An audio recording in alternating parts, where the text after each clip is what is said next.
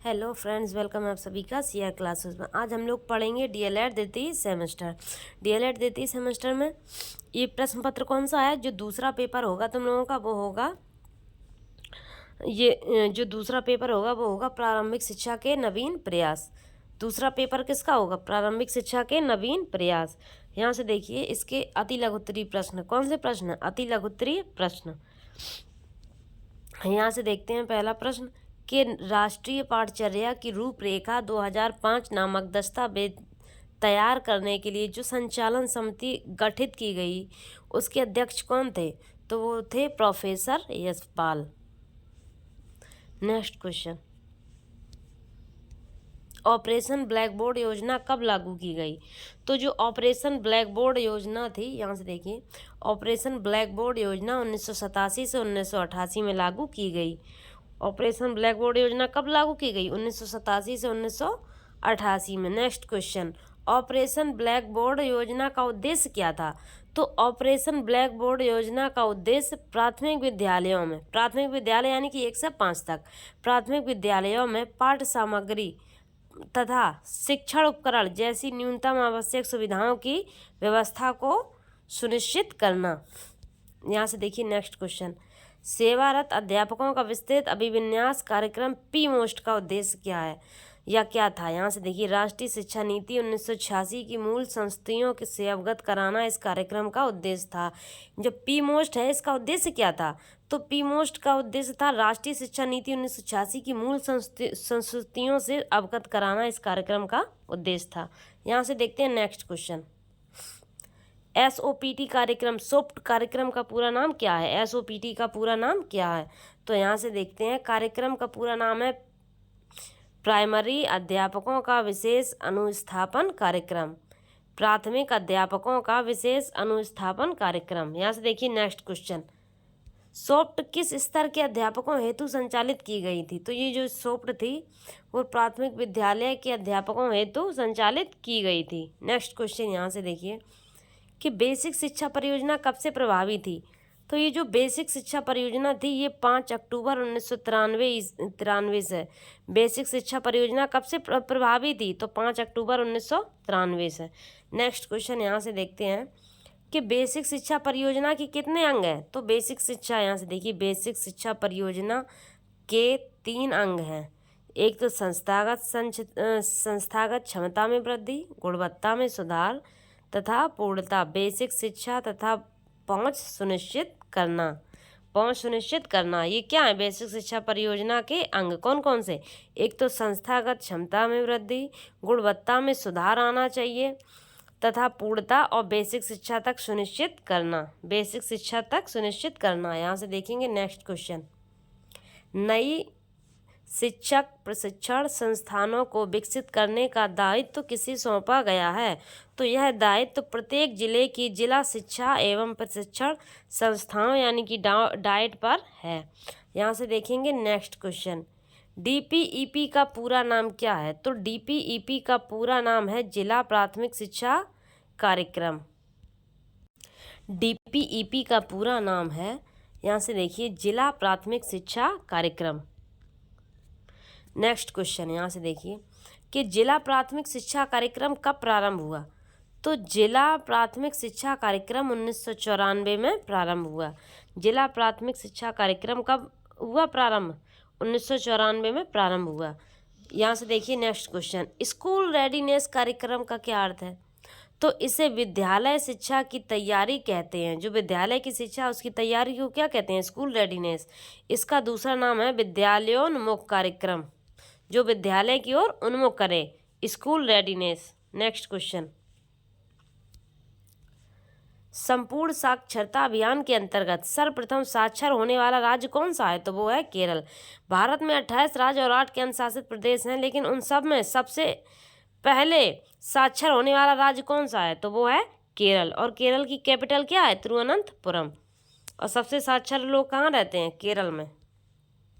यहाँ से देखिए क्वेश्चन, संपूर्ण साक्षरता अभियान के संचालन के लिए कौन कौन से अभिकरण उत्तरदायी हैं? तो जिला शिक्षा समितियां, स्वैच्छिक संगठन तथा अन्य अभिकरण जैसे विश्वविद्यालय अनुदान, आयोग, श्रमिक विद्यापीठ एवं नेहरू युवा केंद्र आदि भी महत्वपूर्ण भूमिका निभाते हैं। यहाँ से देखेंगे नेक्स्ट क्वेश्चन, सर्व शिक्षा अभियान प्रदेश के सभी जनपदों में कब से संचालित किया जा रहा है? तो सर्व शिक्षा अभियान प्रदेश के सभी जनपदों में वर्ष 2002 से संचालित किया जा रहा है। सर्व शिक्षा अभियान यानी कि सब पढ़ें सब बढ़ें, कब से? 2002 से। यहाँ से देखिए नेक्स्ट क्वेश्चन, सर्व शिक्षा अभियान को वित्तीय सहायता कहाँ से प्राप्त होती है और इनकी सहभागिता का प्रतिशत क्या है? तो यहाँ से देखिए, इस अभियान को केंद्र सरकार तथा उत्तर प्रदेश सरकार, जो ये सर्व शिक्षा अभियान का वित्तीय है, जो वित्तीय यानी कि इन्हें आर्थिक सहायता कहाँ से मिलती है? तो ये मिलती है एक तो केंद्र सरकार के द्वारा तथा उत्तर प्रदेश सरकार के द्वारा, संयुक्त रूप से चलती है। संयुक्त यानी कि एकजुट होकर दोनों लोग एक साथ मिलकर चलाते हैं। भारत सरकार देती है 65% तथा राज्य सरकार देती है 35% सहभागिता देती है। भारत सरकार 65% तथा राज्य सरकार 35%।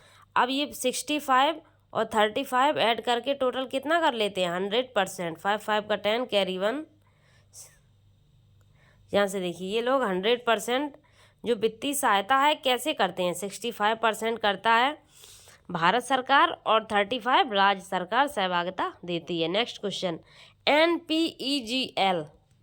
NPEGL यानी कि national programme of education for girl at elementary level क्या है? यहाँ से देखिए, इस कार्यक्रम के अंतर्गत बालिका शिक्षा व्यवस्था को अधिक सुदृढ़ करने का प्रयास किया जाता है। उनकी उपस्थिति, किसका? बालिकाओं की उपस्थिति और बालिकाओं का ठहराव व प्राथमिक शिक्षा की पूर्णता सुनिश्चित कराई जाती है। किसमें? NPEGL में। यहाँ से देखिए, NPEGL का क्षेत्र बताइए। यहाँ से देखते हैं कि NPEGL का क्षेत्र क्या है। महिला साक्षरता की शैक्षिक दृष्टि से पिछड़े विकासखंड, 10% से कम साक्षरता वाले विकासखंड तथा चयनित शहरी मलिन बस्तियां। यहाँ से देखिए नेक्स्ट क्वेश्चन, स्कूल चलो अभियान किन रास्तों पर आयोजित किया गया है? तो जनपद स्तर पर, ब्लॉक स्तर पर तथा ग्राम स्तर पर। स्कूल चलो अभियान किन स्तरों पर आयोजित किया गया है? जनपद स्तरों पर, ब्लॉक स्तरों पर तथा ग्राम स्तरों पर स्कूल चलो अभियान।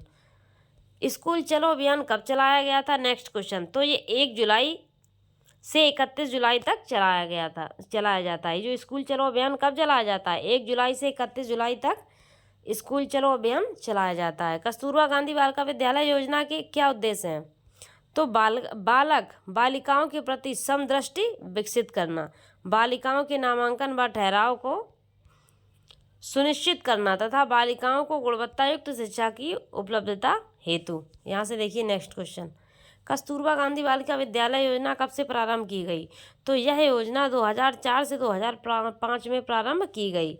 कौन सी? कस्तूरबा गांधी बालिका विद्यालय 2004 से 2005। कस्तूरबा गांधी बालिका विद्यालय योजना कब से प्रारंभ की गई? 2004 से 2005। नेक्स्ट क्वेश्चन, बालक बालिकाओं के अधिकारों के हनन को क्या कहते हैं? तो इसे कहते हैं बाल श्रम। नेक्स्ट क्वेश्चन, मध्याह्न भोजन योजना की आवश्यकता क्यों हुई? तो विद्यालय में बच्चों का ड्रॉप आउट होने के कारण, जो बच्चे स्कूल बीच में छोड़ के चले जाते हैं या फिर स्कूल आते ही नहीं हैं, तो अगर आप जब इन्हें मध्याह्न भोजन मिलेगा तो बच्चे कहेंगे कि खाना मिलेगा तो हम जाएंगे ज़रूर। तो एक तो उनकी उपस्थिति सुनिश्चित हो जाती है और स्कूल का ड्रॉप आउट करना बच्चे कम कर देते हैं। यहाँ से देखिए नेक्स्ट क्वेश्चन, मध्याह्न भोजन योजना केंद्र सरकार द्वारा कब से लागू की गई? तो मध्याह्न भोजन योजना केंद्र सरकार द्वारा 15 अगस्त 1995 में लागू की गई। अब ये 15 अगस्त 1995 में लागू की गई, ये कैसे याद करना है? किसी किसी की डेट ऑफ बर्थ और होगी 1995, तो बस 15 अगस्त और याद करना है, अपनी बर्थ और 15 अगस्त। तो इससे क्या होगा? मध्याह्न भोजन योजना केंद्र सरकार द्वारा कब लागू की गई थी? तो वो की गई थी 15 अगस्त 1995 से। नेक्स्ट क्वेश्चन नहीं है, यही लास्ट क्वेश्चन है। Thanks for watching everyone. अगर आपको मेरी क्लास अच्छी लगी हो तो प्लीज़ लाइक करें, सब्सक्राइब करें। हम आपके लिए ऐसे एजुकेशन वीडियो लाते रहेंगे। अगर आप लोग ये प्रीवियस ईयर क्वेश्चन पढ़ लेंगे तो आपका 70 से 75% कंप्लीट हो जाएगा और लगभग DLED में ज़्यादातर प्रीवियस ईयर से ही आता है। तो अगर आप लोग ये जो हम लोग पेपर कराते हैं जो भी, तो प्रैक्टिस सेट कराते हैं, आप लोग यही पढ़ते रहें, बस आप लोग पास हो जाएंगे। Thanks for watching everyone.